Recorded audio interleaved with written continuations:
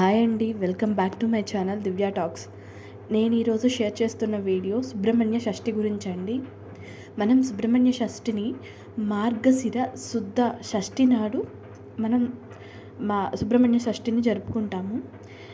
ఈ సంవత్సరం సుబ్రహ్మణ్య షష్ఠి 6 డిసెంబర్ 2024 శుక్రవారం ఉదయం 10:50 నుండి 7 డిసెంబర్ 2024 శనివారం ఉదయం 9:25 వరకు ఉందండి. రెండవ కుమారుడైన సుబ్రహ్మణ్య స్వామిని కుమారస్వామి, కార్తికేయుడు, స్కందుడు, షణ్ముఖుడు, మురుగన్, గుహుడు అనే పేర్లతో మనం పిలుస్తాం. మార్గశిర శుద్ధ షష్ఠిని సుబ్రహ్మణ్య షష్ఠి అంటాం. దీనినే చంపా షష్ఠి, ప్రవార షష్ఠి, సుబ్బారాయుడు షష్ఠి, తమిళులు దీన్ని స్కంద షష్ఠి అని పిలుస్తారండి. దేవేంద్రుడు మార్గశిర శుద్ధ షష్ఠి నాడు దేవసేనతో సుబ్రహ్మణ్య స్వామి వారికి అత్యంత వైభవంగా వివాహం జరిపించిన రోజు. మనం ఇప్పుడు సుబ్రహ్మణ్య షష్ఠి ఎందుకు జరుపుకుంటామో తెలుసుకుందాం. పూర్వం 3 లోకాలను బాగా భయప్రాంతులకు గురి చేస్తున్న తారకాసురుడు అనే అసురుణ్ణి సంహరించడానికి కార్తికేయుడు ఉద్భవించాడండి. ఈ స్వామి పరమశివుడు, పార్వతీదేవి ఏకాంత సమయంలో ఉన్నప్పుడు అగ్నిదేవుడు పావురం రూపంలో వారి మందిరంలోకి ప్రవేశిస్తాడు. అది గమనించిన శివుడు తన తేజస్సుని ఆ అగ్నిదేవుడిలో ప్రవేశపెడతాడు. దాన్ని భరించలేక గంగా నదిలో ప్రవేశపెడతాడు. గంగా నది కూడా తట్టుకోలేక బయట వదిలినప్పుడు దాన్ని ఆ స్వామిని కృత్తికలు పెంచుతారు. 6 కృత్తికలు. వారు పెంచడం వల్లే స్వామి వారికి కార్తికేయుడు అనే నామం కలిగింది.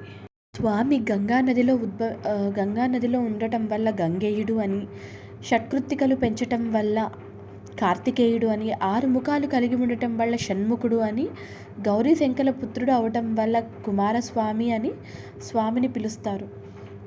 స్వామి నెమలి వాహనుడై తారకాసురుడి మీదకి యుద్ధానికి వెళ్ళి తారకాసురుడిని, రాక్షస సైన్యాన్ని సర్పరూపం దాల్చి వాళ్ళని ముప్పతిప్పలు పెట్టి భయభ్రాంతులకు గురిచేసి తారకాసురుడిని సంహరిస్తాడు. అందువల్ల మనం స్వామిని సర్పరూపంలో కూడా పూజిస్తాము. సుబ్రహ్మణ్యేశ్వర స్వామి దేవతలందరికీ సైన్యాధ్యక్షుడు. ఇంద్రసేనుడి కుమార్తె అయిన దేవసేనను స్వామికి సుబ్రహ్మణ్య షష్ఠి రోజే వివాహం జరిపించారు స్వామితో.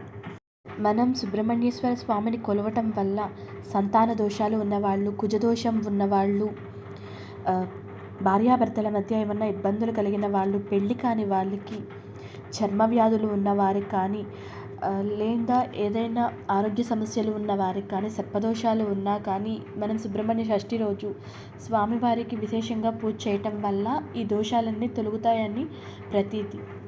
సుబ్రహ్మణ్య షష్ఠి రోజు స్వామివారికి మనం గుడికి వెళ్ళి జంటనాగులు విగ్రహాలు ఉంటాయి కదండి, ఆ విగ్రహాలకి ఎర్రటి పూలు సమర్పించడం, పాలు పోయడం, స్వామివారికి పండు ఫలాలు సమర్పించడం, ఇలా చేయటం వల్ల మనకి ఉన్న దోషాలు ఏమన్నా ఉంటే తొలగిపోతాయండి. సంతానం కలగాలనుకునే వాళ్ళు స్వామివారికి 5 మంగళవారాలు పుట్టలో పాలు పోయడం, స్వామివారి జంటనాగు విగ్రహాలకి ఎర్రటి పూలతో పూజించడం, స్వామివారికి పంచామృతాలతో అభిషేకం చేయటం, ఇలా చేయటం వల్ల సంతాన దోషాలు తొలగి సత్సంతానం కలుగుతుందండి. సుబ్రహ్మణ్య షష్ఠి రోజు ఉదయాన్నే లేచి స్నానమాచరించి తడిబట్టలతోనే స్వామి గుడికి వెళ్ళి స్వామికి ఎర్రటి పుష్పాలతో పూజ చేసి, దీపారాధన వెలిగించి, పంచామృతాలతో అభిషేకం చేసి, పసుపు రాసి కుంకుమ బొట్లు పెట్టి పూజ చేస్తారండి. ఇలా చేయటం వల్ల మనకున్న దోషాలన్నీ తొలగిపోతాయి. కొంతమంది స్వామివారికి ఉయ్యాల కడతారు సంతానం కలగాలనుకునే వాళ్ళు. అలా సంతానం కలిగిన వాళ్ళు స్వామివారి సహస్రనామాలలో ఏదో ఒక పేరుని, స్వామివారి పేరునే తన సంతానానికి పెట్టుకుంటారు. స్వామివారి జంటనాగు విగ్రహాలను ప్రతిష్ఠించడం వల్ల కూడా కుజదోషాలు తొలగిపోతాయి. ఆ విగ్రహాలను ప్రతిష్ఠించడం చాలా మంచిదండి. స్వామివారు సర్పరూపంలో మారటానికి ఇంకొక కథ కూడా ఉందండి. ఇప్పుడు తెలుసుకుందాం. మనం కైలాసంలో శివుణ్ణి దర్శించడానికి నాగసాధువులు వీళ్ళంతా వచ్చినప్పుడు వారికి వంటి మీద వస్త్రములు ఏమీ ఉండలేదు. అవి చూసి కార్తికేయుడు నవ్వాడు.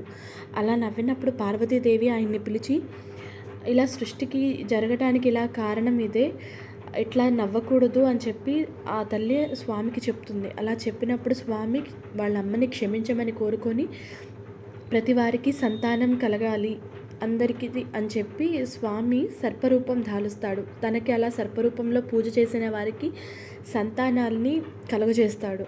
స్వామి పాకే ప్రతి ప్రాణిలోనూ తనే ఉంటానని చెప్పాడు. అందువల్లే మనల్ని పాముల్ని చంపద్దు అంటారు. ఆ పాముల్ని చంపడం వల్ల దోషాలు వస్తాయంటారు. కాబట్టి ఆ దోషాలు మనకేమన్నా ఉంటే తొలగిపోవాలంటే మనం సుబ్రహ్మణ్యేశ్వర స్వామిని పూజ చేయటం చాలా మంచిది.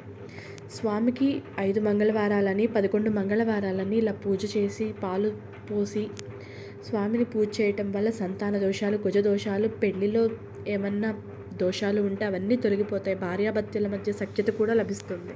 సంతానం కోసం ఎదురు చూసేవాళ్ళు మీ దగ్గర మీ ఊరిలో ఏదైనా నాగేంద్ర స్వామి పుట్ట గనుక ఉంటే 5 ఆదివారాలని కానీ లేదా 11 ఆదివారాలని కానీ లేదా మంగళవారాలు కానీ మీరు ఉదయాన్నే స్నానం చేసి తడిబట్టలతో స్వామి దగ్గరికి వెళ్ళి స్వామి పుట్టని అలంకరించి పసుపు కుంకాలు బియ్యపిండి ఇలా వీటితో అలంకరించి పూలు పెట్టి పాలు పోసి గుడి ప్రాంగణంలో ఏదో ఒక చెట్టు అయితే ఉంటుంది కదండి, రావి చెట్టు లేదా స్వామివారి గుడి ప్రాంగణంలో ఉన్న ఏదో ఒక చెట్టుకి ఒక తెల్లటి వస్త్రంలో ఒక చిన్న బొమ్మని కానీ లేదా ఒక చిన్న రాయిని కానీ పసుపు రాసి బొట్టు పెట్టి ఉయ్యాల కట్టి ఆ ఉయ్యాలను ఊపండి. మాకు సంతానం కలిగితే మళ్ళీ మీ గుడికి వస్తామని కానీ లేదా మీ పేరు వచ్చేలాగా కలిసి పెట్టుకుంటామని కానీ స్వామివారికి మొక్కుకోండి. ఖచ్చితంగా కోరిక నెరవేరుతుందండి. ఖచ్చితంగా సత్సంతానం కలుగుతుంది. ఆ సుబ్రహ్మణ్యేశ్వర స్వామి దయ మనందరి మీద ఉండాలని మనస్ఫూర్తిగా కోరుకుంటూ ఈ వీడియో ఇంతేనండి. మీకు ఈ వీడియో నచ్చితే లైక్ చేయండి, షేర్ చేయండి, కమెంట్ చేయండి, సబ్స్క్రైబ్ చేయండి. Thank you.